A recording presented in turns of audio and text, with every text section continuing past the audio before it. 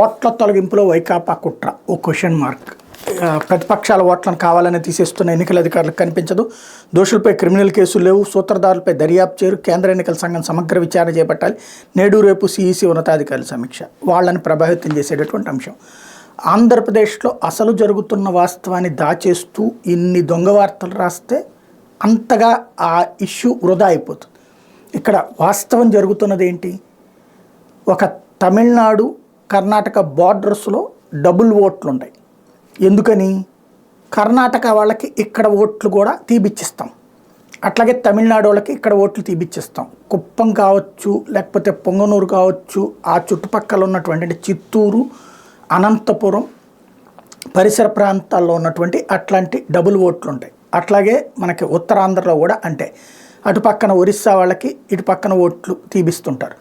కొంతమంది నాయకులు అదే ఒక ఏజెన్సీ లాగా నడుపుతుంటారు. వాళ్ళు కరెక్ట్గా ఎలక్షన్స్ అప్పుడు ఒక్కొక్క మనిషికి 500 రూపాయల క్యాష్ ప్లస్ భోజనాలు ట్రాన్స్పోర్టేషన్ ఏర్పాటు చేస్తారు. వాళ్ళు వస్తారు, ఇక్కడ ఓటేసేసి వెళ్ళిపోతారు. ఈ ఎన్ని ఓట్లు ఎక్కువైతే అంత. కుప్పంలో 40,000 ఓట్ల వరకు ఇదివరకు అయ్యి ఉండే, అవి తీసేవిచ్చాడు పెద్దిరెడ్డి రామచంద్రారెడ్డి. ఆ తర్వాతనే అక్కడ చంద్రబాబు నాయుడికి ఓటమి ఇబ్బంది ఎదురైంది. అంటే అక్కడ క్లియర్. అట్లాగే ఇప్పుడు జరుగుతున్నది ఇంకొక ప్రధానమైనటువంటి అంశం ఏంటి? వాలంటీర్లకి తెలుసు ప్రతి ఇంట్లో ఎవరెవరు ఉంటున్నారు, ఎవరెవరు ఉండట్లేదు అన్నటువంటిది. ఆంధ్రాలోని పల్లెల్లోనో పట్టణాల్లోనో పుట్టి పెరిగి ఉద్యోగాలు వచ్చాక హైదరాబాద్లోనో బెంగళూరులోనో చెన్నైలో నివాసం ఉంటూ లేదా దేశంలోనో ఇతర దేశాల్లోనో ఉద్యోగాలు చేసుకుంటూ అక్కడే ఉండిపోతున్న వాళ్ళ ఓట్లు ఇక్కడ ఉంటున్నాయి. ఎలక్షన్స్ అప్పుడు వచ్చి అక్కడ రాష్ట్రంలోనూ ఓటేస్తారు, మళ్ళీ ఇక్కడ ఓటేస్తారు. నెంబర్ 1. రెండోది వచ్చేటప్పటికి వాళ్ళ పేరు మీద ఇదివరకే దొంగ ఓట్లు వేసేవాళ్ళు ఇప్పుడు కొంత అది కంట్రోల్ అయ్యాక ఈ డైరెక్ట్గా వచ్చి ఓట్లు వేసేటటువంటి కార్యక్రమం నడుస్తుంది. ఇది ఇలాంటి వాళ్ళు 20 నుంచి 30 లక్షల మంది ఉన్నారు.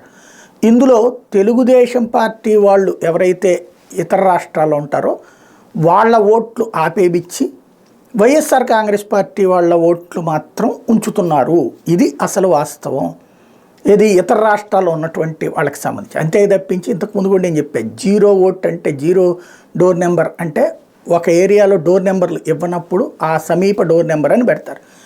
ఆ కాలనీ ఆ బస్తీ వాళ్ళందరికీ కూడా ఆ డోర్ నెంబర్ బేసిస్ మీదనే ఓటు ఉంటుంది.